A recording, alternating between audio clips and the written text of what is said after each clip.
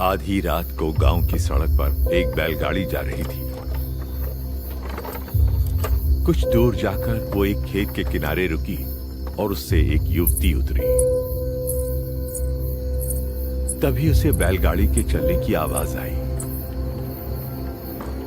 चालक गाड़ी। वो लोग उसे बिना लिए ही वहां से चल चुके थे। रुको, मेरे लिए रुको। उसने सुनसान सड़क से हटकर खेत के पास खड़े रहना उचित समझा। तभी उसने पास से आ रहे कुछ लोगों के बात करने की आवाजें सुनी। दो लोग मिलकर एक आदमी को बुरी तरह पीट रहे थे। देखते ही देखते उन लोगों ने उसको बड़ी बेरहमी से मार डाला। अनजाने में उसने कुछ ऐसा देख लिया था जो उसे नहीं देखना चाहिए था। कुछ समय बाद, दिसंबर का सर्द महीना था। काली अंधेरी रात के आगोश में धीरे धीरे हवा की लहरें आ रही थी। उस दिन हरिलाल अपने घर से दूर खेत में खटिया पर सोने की कोशिश कर रहा था। न जाने क्यों इस साल भी फसल यूं ही बर्बाद हो गई। इतना जतन किया, फिर भी बिना किसी वजह फसल खराब हो गई। अगर यूं ही चलता रहा तो मैं बर्बाद हो जाऊंगा। अचानक खेत में बंधे हुए बैल जोर जोर से पैर पटक कर रंभाने लगे। अरे, इन्हें क्या हुआ? अरे, इन्हें कहीं सर्दी तो नहीं लग रही? जरा अलाव जला देता हूं। और जैसे ही वो वापस मुड़े, अलाव के उजाले में उनकी नजर खाट पर पड़ी। उनके होश फाख्ता हो गए। एक युवती उनकी खाट पर बैठी बुरी तरह हाँफ रही थी। कौन हो तुम? खून। वहां मैंने एक आदमी का खून होते हुए देखा। मैं पेड़ के पीछे छुप के देखती रही और तभी उन्होंने उस आदमी पे चाकू से कई वार किए और मार डाला। आपके खेत से कुछ दूरी पे जो इमली का पेड़ है, उसके नीचे उस लाश को गाड़ दिया। हरिलाल ये सुन के हक्का बक्का रह गया, पर उसने उस युवती को आश्वस्त किया। आप डरिए नहीं, यहाँ आपको कोई खतरा नहीं है। आपका नाम क्या है और किस गांव की रहने वाली हैं? मेरा नाम ज्योति है। मैं पास के वर्धा गांव की रहने वाली हूँ। वहाँ के जमींदार किशन चंद की पत्नी हूँ। मैं पास के गांव की एक शादी में आई थी। रास्ते में गाड़ी रुकवा के मैं लघु शंका को गई, पर वापस आके देखा कि वो मुझे छोड़ के ही चले गए हैं। पर वो लोग कौन थे? 3 लोग थे, जिसमें से एक लंगड़ा बैसाखी लेके चल रहा था।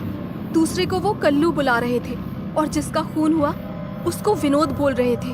अरे, वो तो बड़े खतरनाक लोग मालूम पड़ते हैं। कल सुबह मैं आपके साथ पुलिस स्टेशन चलूंगा। आप तब तक उस कुटिया में निश्चिंत होकर सो जाइए।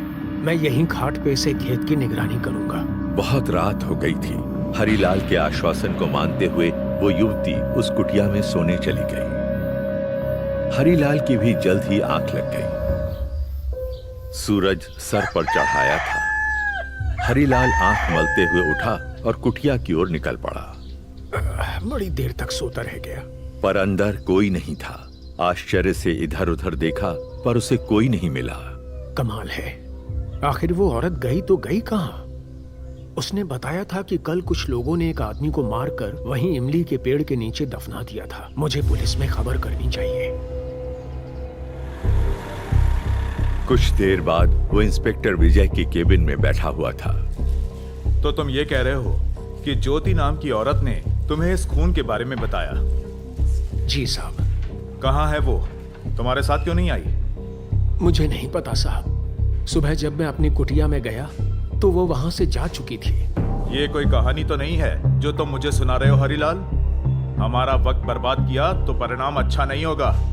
हुजूर, मैं ठहरा गरीब सीधा सादा किसान, भला मैं ऐसी जुर्रत क्यों करूंगा? उस औरत ने बताया था कि मेरे खेत से कुछ दूर जो इमली का पेड़ है, वहीं लाश को दफनाया गया है। यही बताने में चला आया। अगर तुम्हारी बात सच है तो तुम बच जाओगे, वरना मैं तुम्हें जेल में डाल दूंगा। साठे, जहां ये बोल रहा है वहां जरा आदमी भेज के खुदाई शुरू करो। जी साहब। हरिलाल की बताई हुई जगह पर साठे और अन्य पुलिसकर्मियों ने खुदाई का काम चालू करवाया। पता नहीं कहां से ये हरिलाल सुबह सुबह आ धमका। मुझे तो लगता है ये सब इसकी मनगढ़ंत कहानी है। काफी वक्त बीत जाने के बाद भी कुछ हाथ नहीं लगा। मेरा शक सही निकला। ये हरिलाल बस पट्टी पढ़ा रहा था, कोई खून नहीं हुआ है। तभी एक मजदूर चिल्लाया, साहब, ये देखिए, खुदाई में जो निकला था उसे देख के सभी अचंभित रह गए। गड्ढे में एक मानव कंकाल पड़ा हुआ था।